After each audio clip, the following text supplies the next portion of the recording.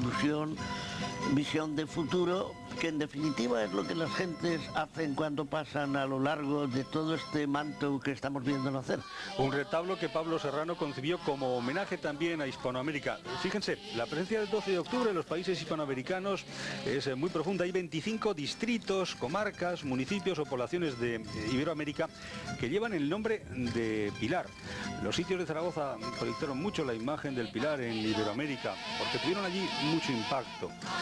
Y a partir de entonces hasta se empezó a poner también el nombre de Pilar a niños y a niñas. Bueno, y algo más, una noticia que tengo desde anoche y que me dio mi colega y amigo Paco Marco, de que en Argentina los niños aprenden a bailar la jota, se ponen el cachirulo y lo hacen como un acto de afirmación de ellos mismos. Una de las piezas del folclore aragonés más sobresalientes, el bolero de Caspe.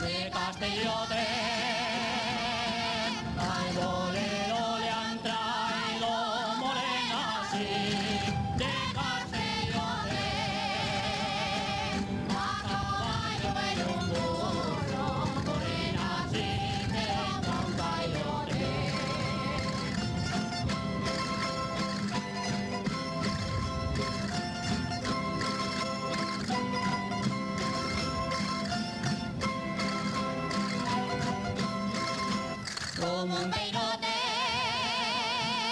y las cuatro son de acero,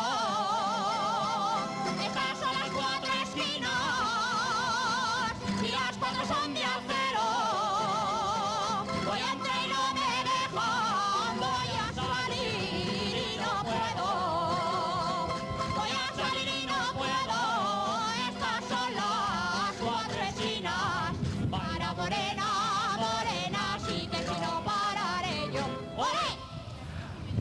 Ahí lo tienen, mira la gente que enfoca. Tienen en Zaragoza, yo lo he llamado alguna vez ciudad de las cuatro culturas. Lo que no cabe la menor duda es que una ciudad que es la máxima acumulación del tiempo sobre el mismo espacio, escoge un lugar. Y Zaragoza escogió el suyo y ahí está, y está para toda la eternidad.